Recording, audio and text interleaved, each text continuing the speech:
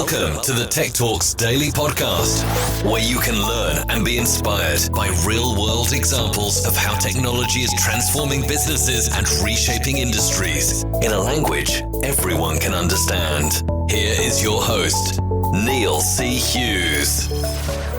Welcome back to the Tech Talks Daily Podcast, and a big thank you for listening. And remember, if you help us in the battle against those dreaded algorithms by leaving a rating or review, send me a screenshot and I'll give you a shout out in a future episode. But today, I've invited Mahyar Raissi, co-founder and CEO of a company called OpenPhone, which is an app-based phone service that is on a mission to disrupt the antiquated and clunky business telecommunications market. So I've invited him on the podcast to learn more about that and replacing traditional business phones designed primarily for voice communication with something a little bit different, with intuitive and full-featured mobile and desktop applications. There's so much we can talk about there, but I don't want to reveal any spoilers, so buckle up and hold on tight as I beam your ears all the way to San Francisco, where today's guest is waiting to share his story.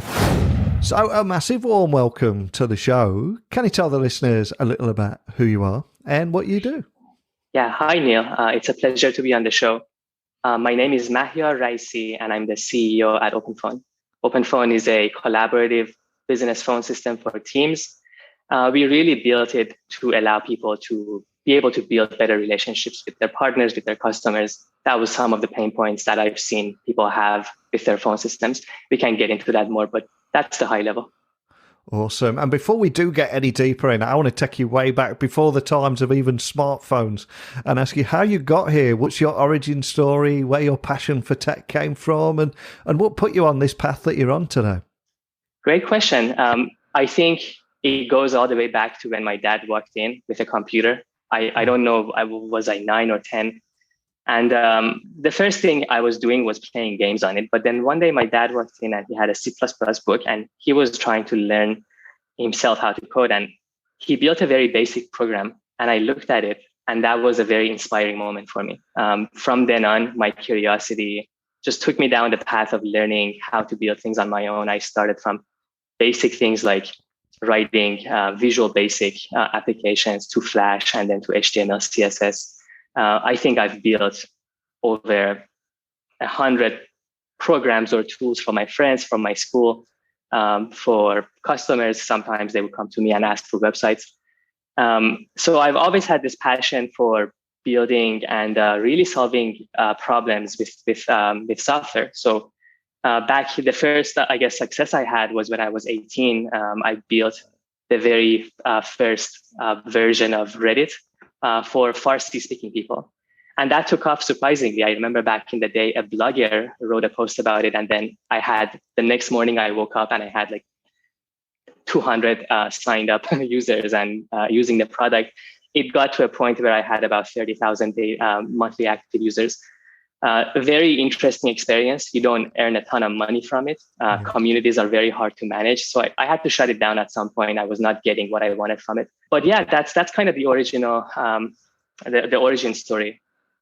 Great story it is too. And of course, it was that path that led you to OpenPhone, which is an app-based phone service that is aiming to disrupt the antiquated and clunky business telecommunications market. But just to set the scene, can you tell the listeners a little bit more about how you do just that?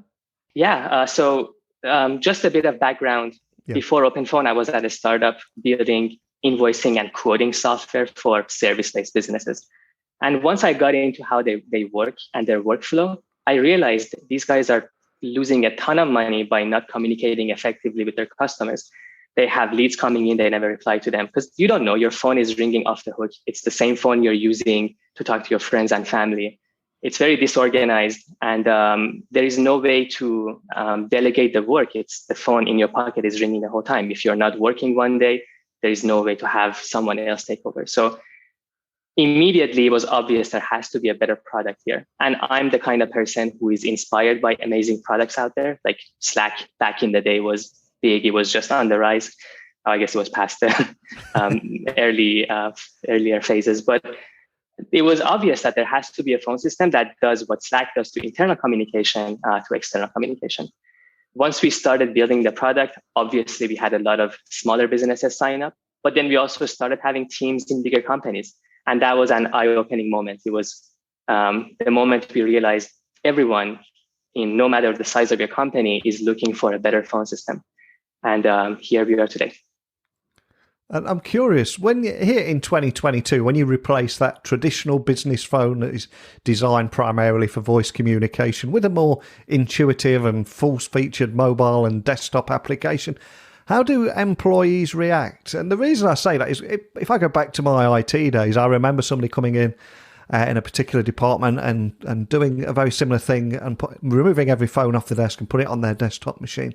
For younger people, they thought it was incredibly cool, but for people of a certain age, they found that transition quite difficult. So I'm curious now, I mean, that was several years ago, how quickly employees adapt and embrace these changes and how you manage that change curve, because I'm sure it's something you see a lot. That's a great question. We are the type of product that gets put into organizations. We don't go and convince people. And I think at this stage, there is actually a behavioral change needed to train people to use the traditional phone systems.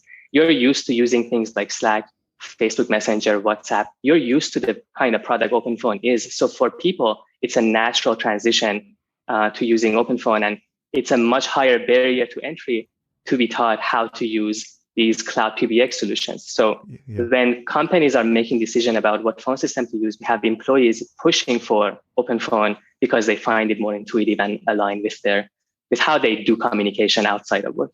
And outside of OpenPhone, of course, there has been this explosion in collaboration technologies in the last 5 years, thanks to, like you said, Slack and Zoom, to name but a few. But do you think it's fair to say that there's been very little innovation in phone services? And why do you think that particular area has been overlooked? That's, I guess, debatable. I don't know the exact root cause. I think there is innovation happening in the enterprise phone system. There is machine learning, there is conversational analysis happening, but then no one has brought all that power down to masses and made it accessible to everyone.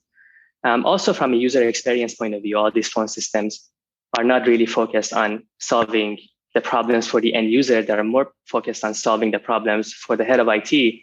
So the person who's making the purchasing decision has all the boxes checked.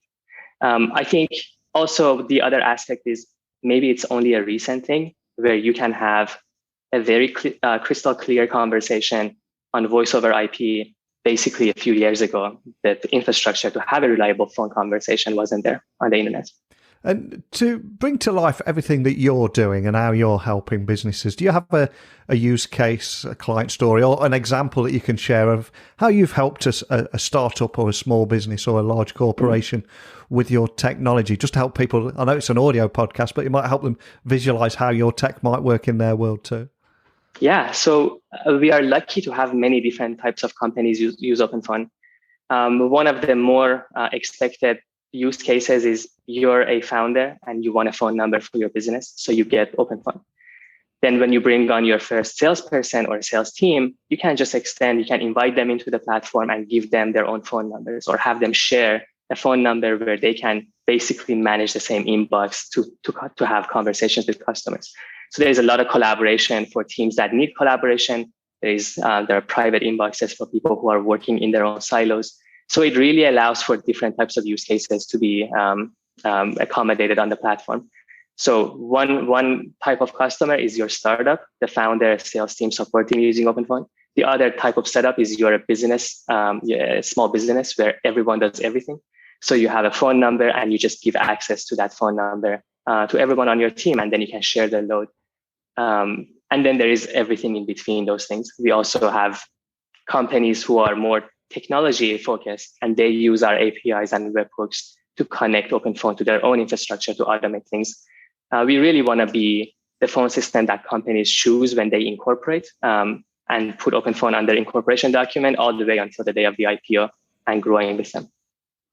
And of course, 2 years ago, everyone was forced into this remote working situation, and that evolved from there to hybrid working, and people just expect to have access to everything they could in the office wherever they're working from any device. Is that something that you're very mindful of as well, and that's how you help people?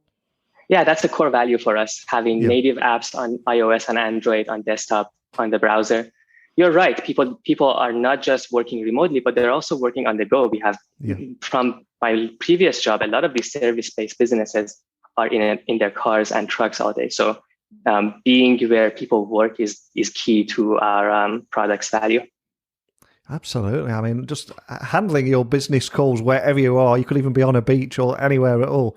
It must be quite liberating and such a huge step forward from the days where everyone was tied to a PBX. So thank God those days have gone. But what excites you about the future in this space? Are there any emerging technologies or innovations that have caught your attention?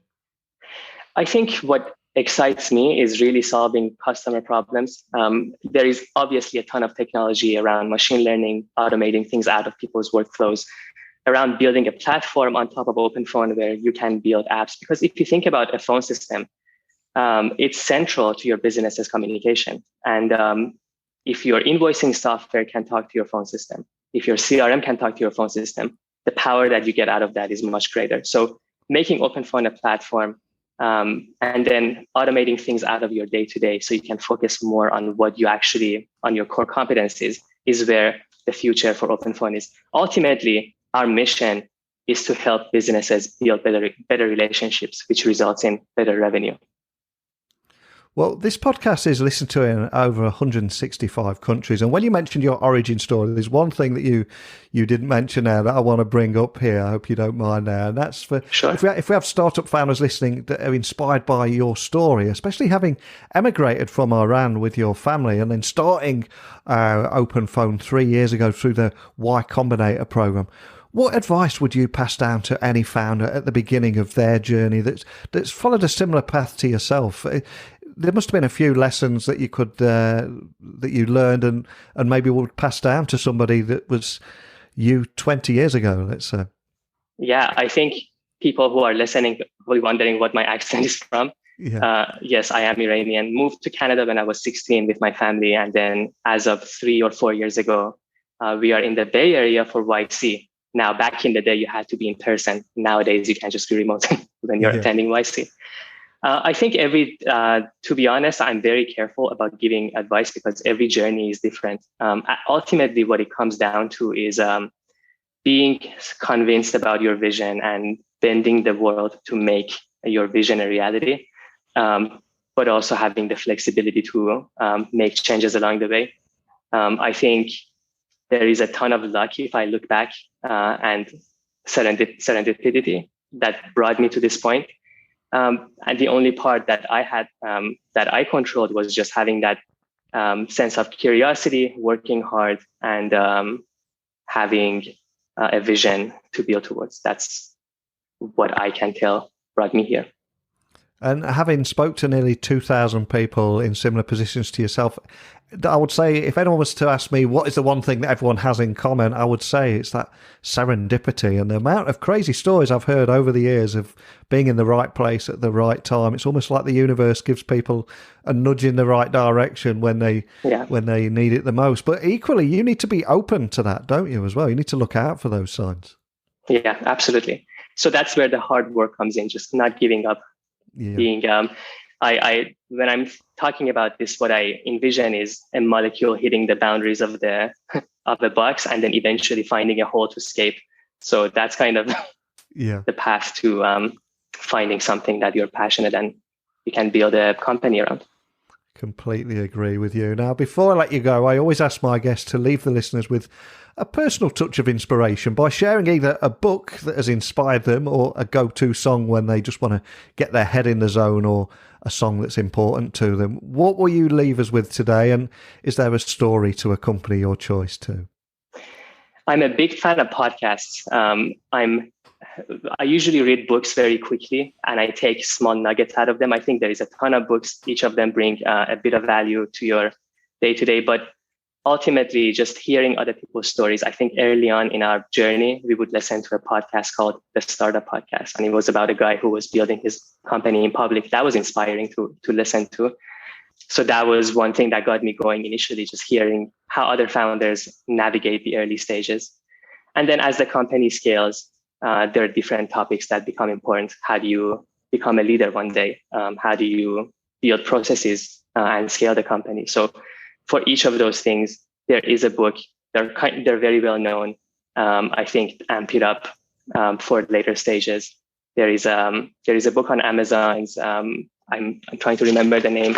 Working Backwards. Obviously, all these books kind of give you inspiration.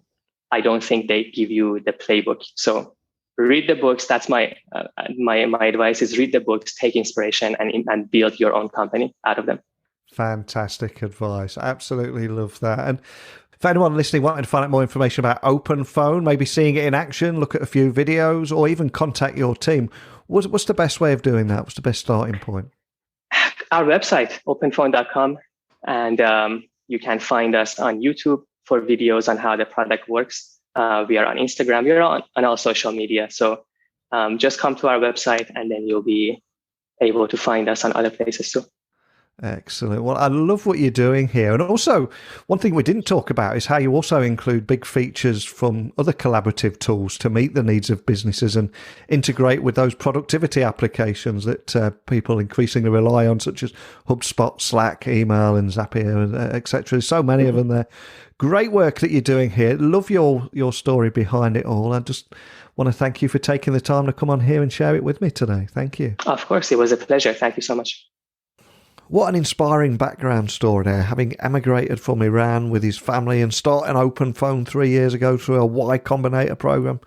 Cannot thank him enough for sharing his journey and his company on the story behind his company on the podcast today. But over to you, wherever you're listening in the world. I want to hear stories like this. I want to give you all a voice. Let's share what we're creating, the problems we've overcome and problems we're trying to solve too. And hopefully we can all learn a thing or two together.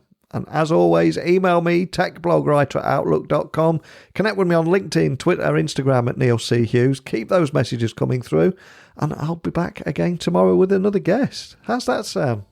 Whew, deal, right? Okay. Thank you for listening as always. And until next time, don't be a stranger. Thank you for listening to the Tech Talks Daily Podcast with Neil C. Hughes. Remember, technology works best when it brings people together.